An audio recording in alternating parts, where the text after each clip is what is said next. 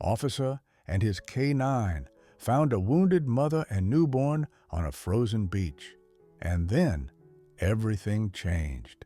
The wind howled across the desolate shoreline, carrying with it shards of snow that bit into skin like tiny blades. The beach, once a place of laughter in the summer months, now looked more like a graveyard, its waves frozen into jagged sculptures of ice, its sand buried beneath a cruel blanket of white. Beneath the pale glow of the moon, a lone figure trudged forward, boots crunching in the frost. Officer Ethan Miller pulled his scarf tighter around his mouth, his breath emerging in clouds that instantly froze in the air. Beside him moved a darker shadow, Ranger, his loyal German shepherd, every muscle taut with alertness, every step precise. Then came the sound. It was faint, carried on the wind, so fragile it almost blended with the crashing ice. Ethan stopped, his gloved hand resting on the dog's shoulder. Ranger's ears twitched, then pinned forward. A low growl rose in the dog's throat, not of threat, but of urgency. Without hesitation, Ranger broke into a sprint, paws tearing through the snow. Ethan followed, his flashlight beam slicing through the swirling flurries. There, half buried in the snowdrift, was a sight so harrowing it nearly stopped his heart. A young woman lay sprawled on the frozen sand, her body limp, her skin an ashen blue. In her trembling arms was a newborn, its cries no louder than a broken whisper, steam rising from its tiny lips into the merciless night. Ethan dropped to his knees, the cold searing through his bones. He tore off his heavy coat and wrapped it around the child, pressing the baby close to his chest for warmth. The woman stirred, a bruised face lifting just enough to reveal tear-streaked cheeks and lips, moving soundlessly. Ranger pressed his muzzle to the child, as if to assure both mother and infant that they were no longer alone. And in that instant, beneath the screaming wind and the bleak emptiness of the frozen beach, something unshakable was born. Ethan didn't yet know the story behind this woman, nor the horrors that had driven her to collapse here. But he knew this: what happened next would change everything. Rockford, Colorado, was a town that wore winter like an old scar. Nestled against the jagged ridges of the Rockies, it was a place where storms came without warning, where the wind could strip a man of his strength, and where silence often spoke louder than words. The main street was a ribbon of flickering lamplight, lined with brick storefronts and weather-beaten wooden signs. Most nights the only sounds were the groaning of the pine trees and the distant call of freight trains. For Officer Ethan Miller, Rockford was more than a place to patrol. It was a cage and a refuge all at once. He was 35, his hair already dusted with premature silver, his face etched with lines deeper than his years. War had left him with scars unseen, nights of gunfire still echoing in his head, the faces of men he couldn't save. When he came back from overseas, the uniform of a small-town officer felt almost too light compared to the weight he once carried. Yet, in the stillness of Rockford's frozen streets, he found something like purpose again. His only true partner was Ranger. The German Shepherd was 5 years old, powerful and broad-shouldered, with a streak of black fur cutting across his muzzle like a soldier's scar. Trained first to hunt narcotics, Ranger had surprised everyone with his uncanny instinct for search and rescue. Where other dogs hesitated, he pressed forward, as if drawn to suffering by a sense of duty. Ethan never admitted it out loud, but he trusted Ranger more than most men on the force. Their bond had been forged not just in training exercises, but in long nights when Ethan haunted and sleepless, would sit on his porch while Ranger leaned against his side, steady as stone. Clara, by contrast, was a stranger to Rockford, and her arrival would shatter the monotony of Ethan's life.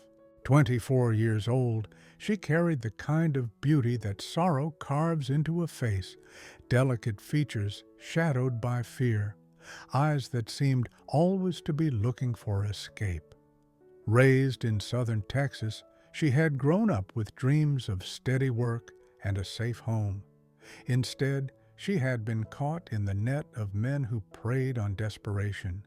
Promises of a job had led to captivity, and every step northward had been another link in her invisible chains. By the time she staggered onto the frozen beach with newborn Noah in her arms, she was already half convinced she would never see daylight again. Noah, her infant son, was only days old, his tiny chest rising and falling with fragile breaths. Born too soon, too violently, he was a living testament to his mother's will to survive. His skin was fever-warm beneath Ethan's coat, his fists curling and uncurling with stubborn defiance against the cold. To Ethan, who had long since abandoned the thought of family, the child's cry pierced deeper than he wanted to admit. Rockford General Hospital became their first sanctuary. Its brick walls and flickering fluorescent lights were far from comforting, but within its halls worked men and women who had seen too many lives balanced on the edge. Maria Jacobs, a nurse in her 50s, with salt and pepper hair and hands that never trembled, was the first to lift Noah from Ethan's arms. She had the kind of presence that steadied panic, her voice gentle even when urgency pressed in. Beside her was Dr. Amanda Lee, a pediatrician whose sharp mind and unyielding dedication often made her seem younger than her 30 years. Together, they fought the cold from Noah's body and coaxed warmth back into Clara's veins. Ethan lingered in the corner, his uniform still frosted with snow, his gaze locked on the mother and child. He had seen blood, violence, and death enough to make most men numb, yet the sight of Clara clutching her infant as though the world might tear him away was enough to unravel something inside him. Ranger, sitting sentinel by the hospital bed, didn't move, his amber eyes fixed on every stranger who entered the room, ready to guard this fragile new family as if it were his own. The town itself was quick to whisper. Rockford had seen its share of trouble, miners lost in avalanches, hunters gone missing in the woods. But nothing like this. Rumors spread of traffickers using the highways, of women vanishing without a trace, of a darkness creeping into their quiet town. And when Clara, pale and trembling, found the strength to tell her story, Ethan realized the truth was even worse than the whispers. A corrupt hand was pulling the strings, and it wasn't some distant criminal. It was someone wearing the very badge meant to protect them. But for now, in those first hours at the hospital, none of that mattered. What mattered was the fragile warmth of Noah's body, the way Clara's fingers clung to Ethan's sleeve when she woke, and the quiet certainty in Ranger's steady presence. Somewhere in the bleak winter of Rockford, the first threads of an unlikely bond were beginning to weave themselves together. The storm outside had eased into a steady fall of snow, thick flakes drifting past the hospital windows.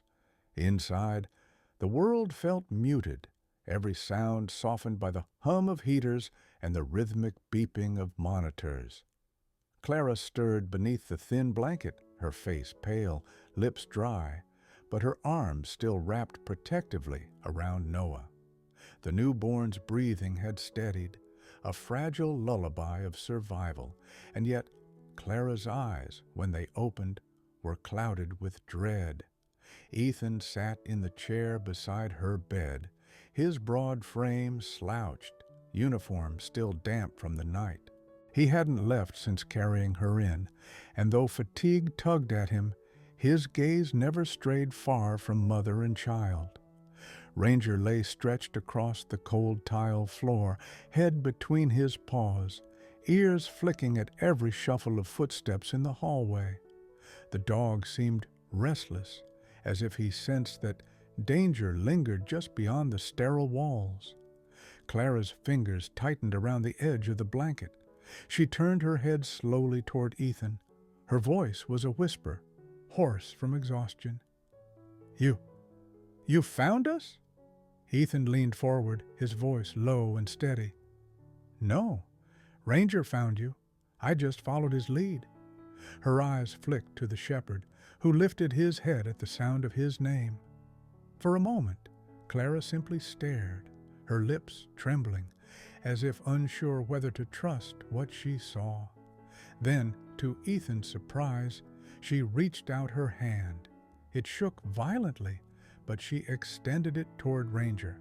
The dog rose with slow, deliberate steps, his claws clicking against the tile, and lowered his head into her palm. A sob caught in Clara's throat. She pressed her forehead against his muzzle, and for the first time since Ethan had laid eyes on her, he saw her face soften. "He feels safe," she whispered. Ethan swallowed hard. Something in those words twisted inside him. He had been a soldier, a lawman, a protector, but never had anyone said that about him. Not directly, not with such naked honesty.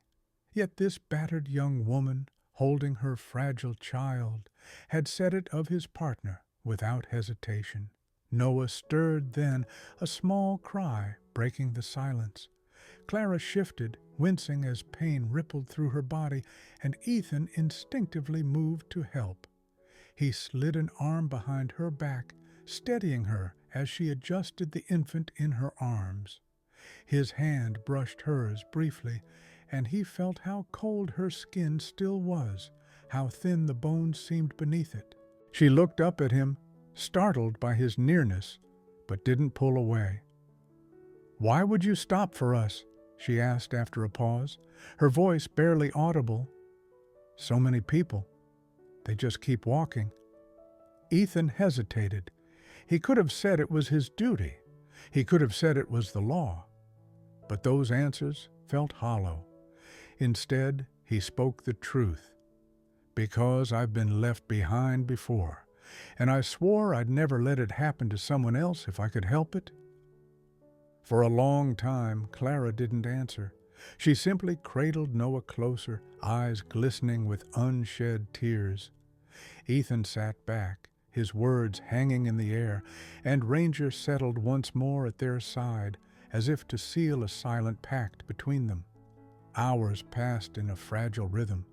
Clara would drift into uneasy sleep, Noah fussing softly until Maria or Dr. Lee came to soothe him, while Ethan remained a steady presence.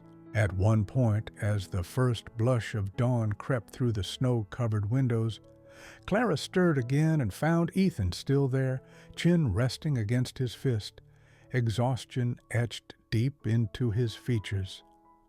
"You don't have to stay," she murmured. "I know," he said simply, "but I will." In that moment, something unspoken bridged the space between them. Not trust, not yet. Trust takes time, but recognition, a recognition of shared wounds, of battles fought in silence, of a need for someone, anyone, to stand and not walk away. And through it all, Ranger remained their silent guardian. When Clara finally drifted into deeper sleep, her breathing even, and Noah's tiny hand curled around her finger, Ethan reached down and scratched behind Ranger's ears. "Good work, partner," he whispered.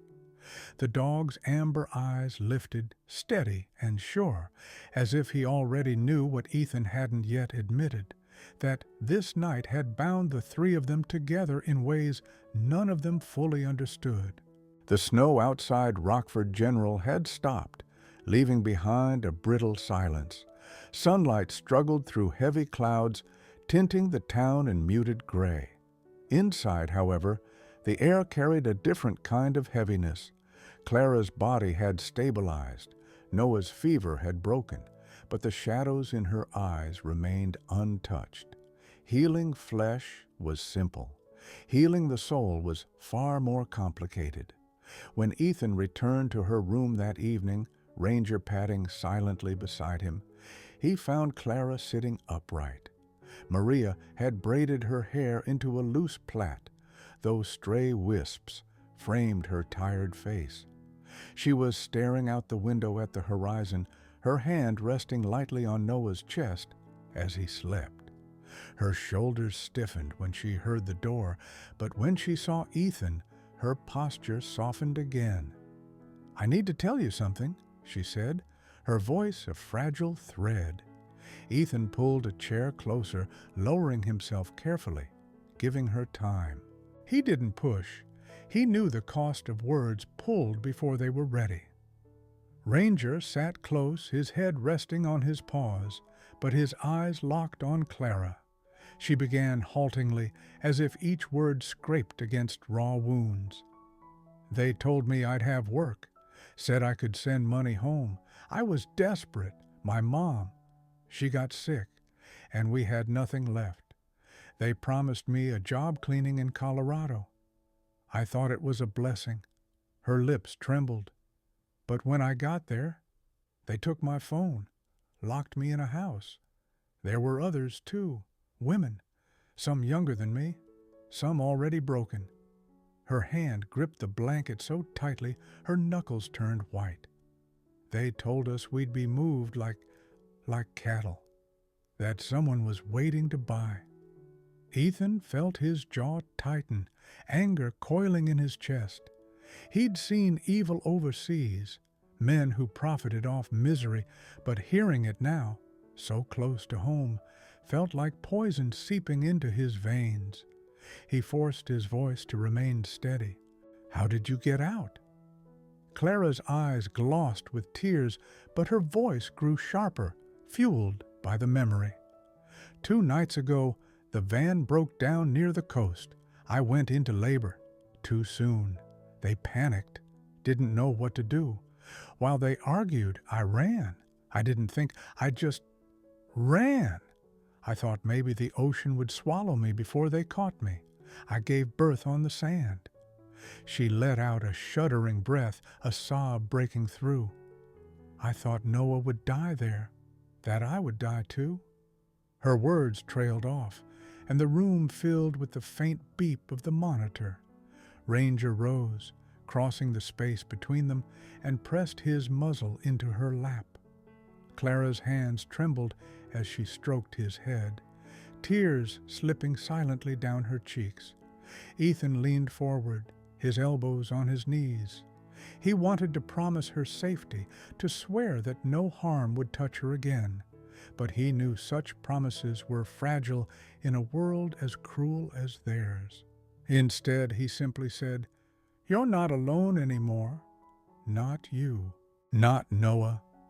For a long moment, Clara wept silently into the dog's fur while Ethan sat vigil.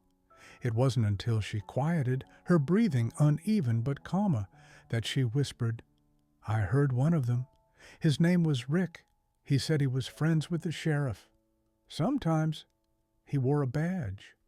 The name settled over Ethan like a stone. Rick Donovan, deputy. A man Ethan had worked alongside. The betrayal burned. He said nothing, not yet, but Ranger lifted his head as if sensing his partner's thoughts. That night, after Clara drifted into uneasy sleep, Ethan walked the sterile hallways, the memories pressing in. He found himself in the hospital chapel, a small room with wooden pews and a cross casting shadows on the wall. Ranger lay at his feet as Ethan sat, elbows braced on his knees, head bowed. He thought of his past, of the nights in Afghanistan when he had carried the bodies of his brothers through dust and fire. He thought of the time he had returned stateside only to bury his wife, taken in a car accident while he was still deployed. He had missed her funeral, missed her last breath. Guilt had become his only constant companion. He had buried himself in the badge, in patrols, in the rhythm of duty. But the silence of his house never let him forget what he'd lost. And Ranger? Ranger carried his own ghosts. Ethan had not been there, but he knew the story. The dog's first handler, a narcotics officer, had been killed during a raid gone wrong. Ranger had been found beside the body, refusing to leave, teeth bared at anyone who came near. It took weeks of careful patience before he trusted another human. When Ethan took him on, their wounds seemed to recognize each other instantly. Two survivors, stitched together by duty and loneliness. Ethan lifted his head in the chapel, staring at the flickering votive candles. "Why them?" he whispered, not sure if he was asking God, fate, or the shadows of his past. Why does evil always find the innocent? Ranger nudged his knee gently, grounding him. Ethan ran a hand through the dog's thick fur, drawing strength from the familiar warmth. When he returned to Clara's room, Noah was awake, fussing softly. Ethan froze in the doorway as he watched Clara, exhausted but tender, singing a broken lullaby in Spanish, her voice cracked but soothing. It was the sound of a mother fighting to keep the world gentle for her child, even when her own world had been torn apart. In that fragile moment, Ethan saw the reflection of his own pain mirrored in hers. And for the first time in years, he felt the faint stirrings of something he thought long buried, hope. Not for himself, perhaps, but for the fragile lives he now guarded. The days that followed blurred into a fragile rhythm at Rockford General. Clara grew stronger, though shadows still haunted her sleep. Noah's fever broke, and his tiny cries grew louder, stronger. To the nurses it was a simple miracle of medicine, but to Ethan, watching from his chair in the corner, with Ranger ever vigilant at his side, it was more than that. It was a promise that life could fight back even against the cruelest odds. But danger has a way of circling back, silent and patient. On the third night, just after midnight, the sound of heavy boots echoed in the hallway. Ethan, who had been half dozing, straightened instantly. Ranger lifted his head, ears pricking forward, a low rumble already vibrating in his throat. The door opened, and in stepped Rick Donovan. The deputy's uniform looked crisp, his badge catching the fluorescent light. But Ethan noticed the sheen of sweat on his temple, the way his eyes flicked not to Clara, but to the child in her arms. Rick's smile was too easy, his voice too casual. "Evening, Ethan. Thought I'd check in, see how our survivor's doing." Clara stiffened, her arms tightening around Noah. Ranger rose to his feet, the growl in his chest deepening. Ethan stood slowly, every nerve on edge. "She's resting," Ethan said flatly. "She doesn't need questioning tonight." Rick chuckled, but there was no warmth in it. "Funny thing, you don't get to decide that. Sheriff sent me to get her statement." He stepped closer, and Ranger's growl turned into a bark that shook the walls. "Back off, Rick," Ethan snapped, stepping between him and the bed. The memory of Clara's broken whisper, "Sometimes he wore a badge," was still fresh in his mind. Rick's eyes hardened. For a moment, the mask slipped, and Ethan saw the predator lurking beneath the uniform. "Careful, Miller. You don't know what you're stepping into." The tension broke when the door swung open again. Sergeant Linda Price, her gray hair tied back in a no-nonsense braid, strode in. A veteran of Denver's toughest streets, she carried herself with the kind of authority Rick could never counterfeit. Her gaze swept the room, lingering on the way Ranger had planted himself like a wall in front of Clara. "Everything all right here?" she asked, her tone sharp. Rick forced a smile. "Just routine. I'll come back later." Without another word, he left, his boots striking the floor too fast, too loud. Ethan exhaled slowly, though his pulse still thundered. Clara's face had gone white, her lips pressed into a thin line. Ranger padded back to her side, pressing his body against her leg as though to anchor her to the present. Later that night, Linda pulled Ethan aside. "You've got instincts, Miller. Trust them. Donovan's dirty, but he's not working alone. If you want to get her and that baby out of this alive, we need to move carefully." 2 nights later, those words proved true.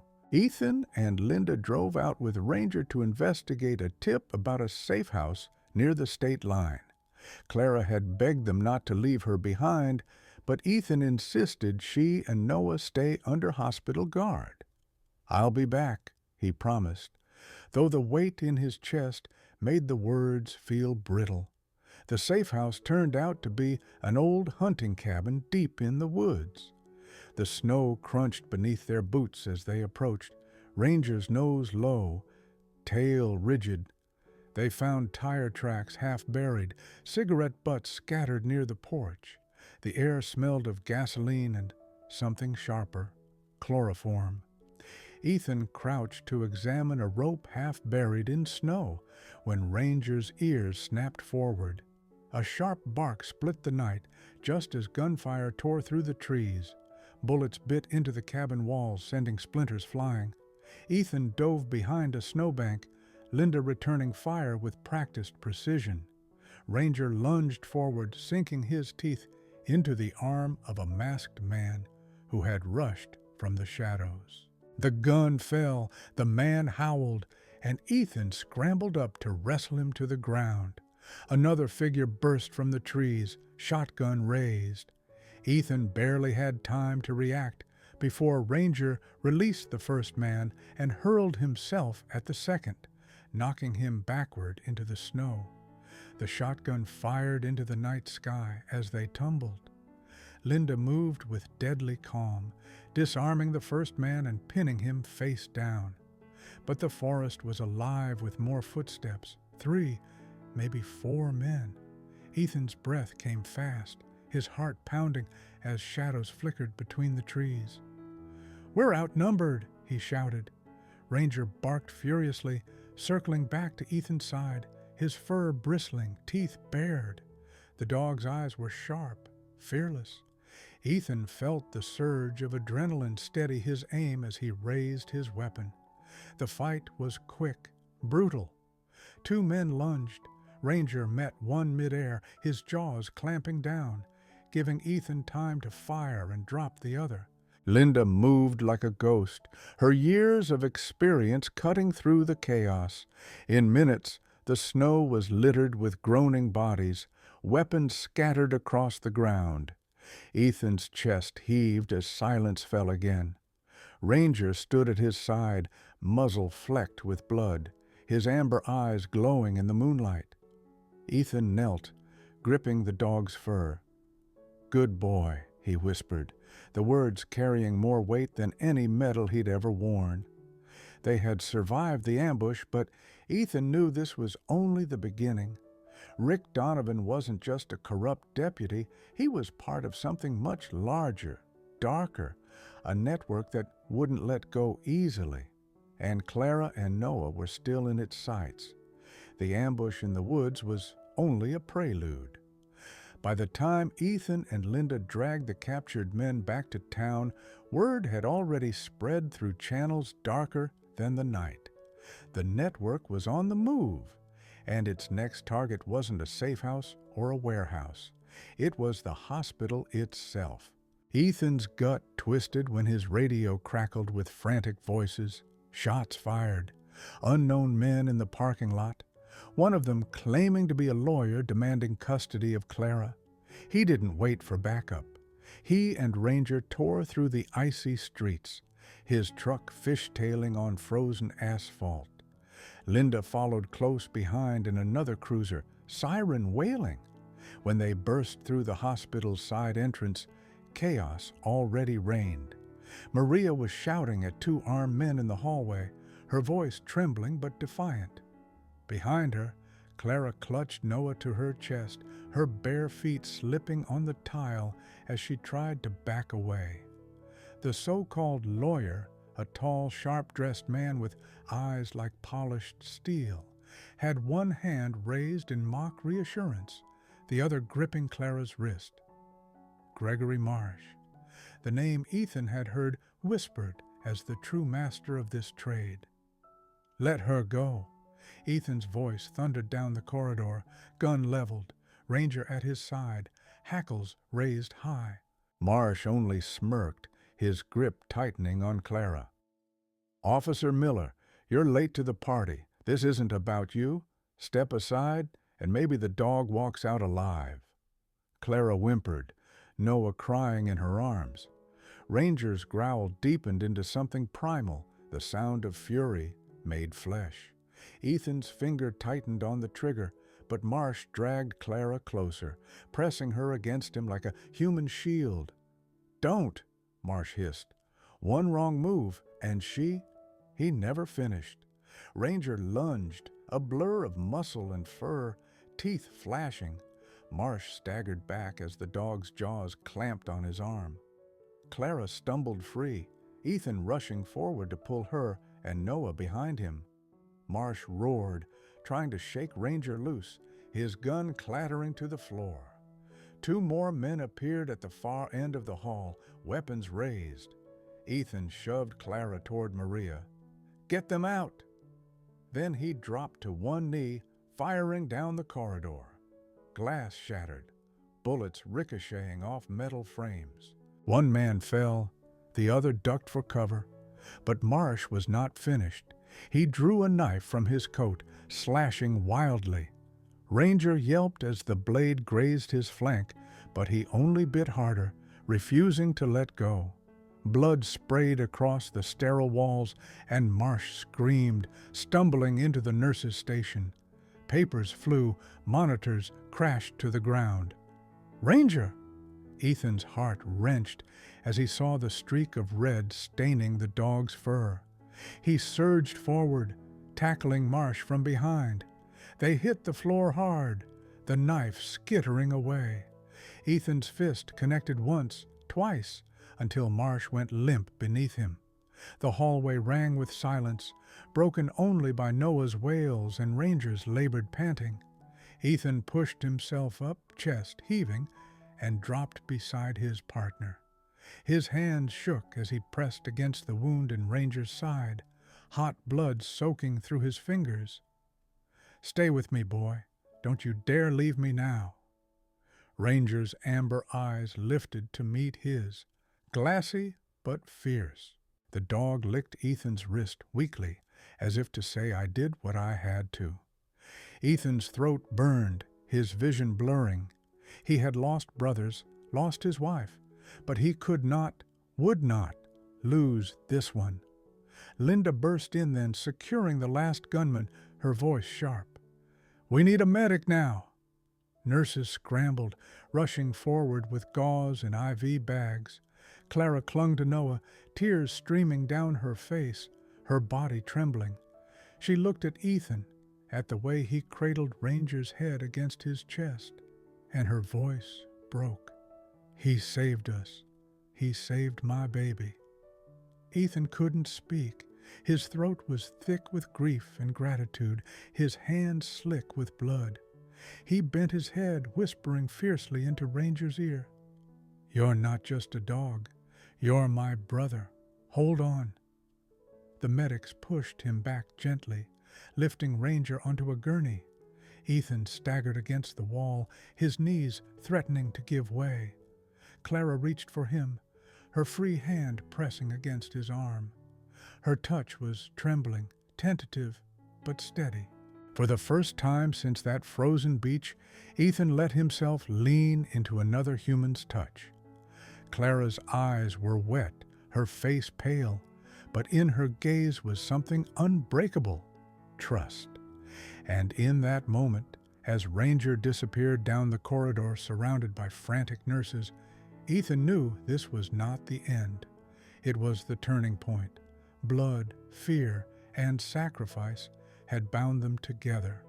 Whatever came next, they would face it not as strangers, but as family forged in fire. Weeks passed, and Rockford began to thaw under the pale kiss of spring.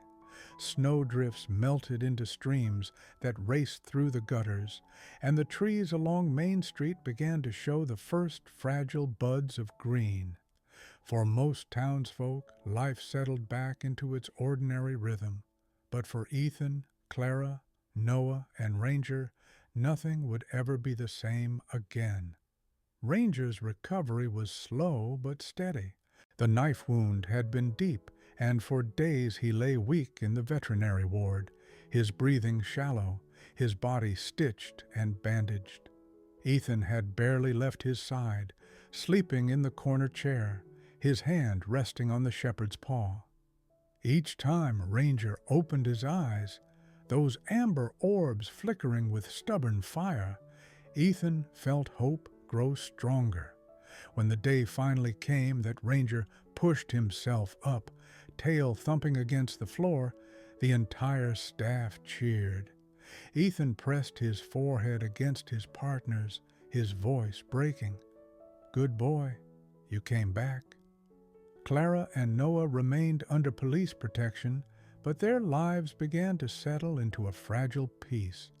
Clara moved into a small apartment provided by the town, its windows filled with sunlight, its kitchen smelling of fresh bread baked by Maria Jacobs, who visited almost daily.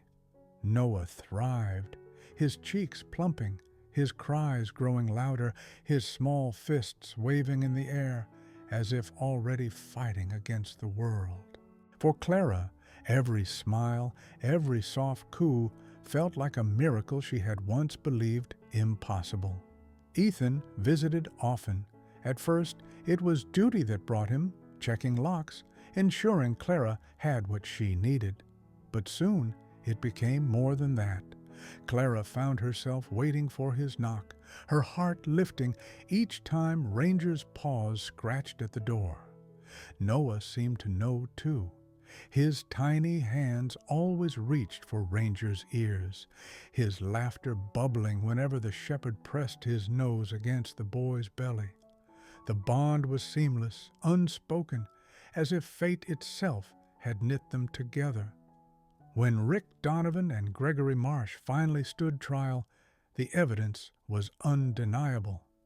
Ethan testified with quiet fury, his words cutting through the courtroom like steel. Clara, trembling but resolute, told her story before the jury, her voice clear despite the scars it carried. And when the verdict was read, guilty on all counts, the town of Rockford erupted in applause. For once, justice had not turned away. On the first warm day of the season, Ethan took Clara and Noah back to the frozen beach where it had all begun. The ice had receded, leaving smooth sand glistening under the sun.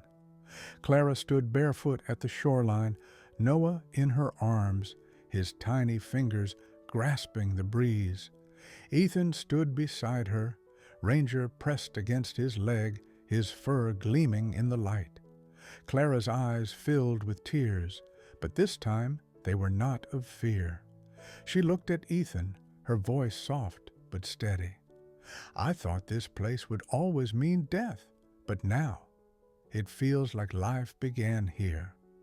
Ethan glanced at Noah, who gurgled happily, one fist tugging at Ranger's ear. For the first time in years, Ethan's lips curved into a true smile. He placed a hand on Clara's shoulder, grounding them both. Some places aren't cursed. They're just waiting to be rewritten. And as the waves lapped gently against the shore, Ranger barked once, a sharp, joyful sound that echoed across the water. It was not a warning this time, nor a call to battle. It was a declaration that they had survived, that they had found each other, that this, at last, was home. Because not all heroes wore uniforms, and not all warriors carried guns. Some carried scars, some carried children, and some walked on four paws, leaving paw prints not just in the snow, but deep within the heart.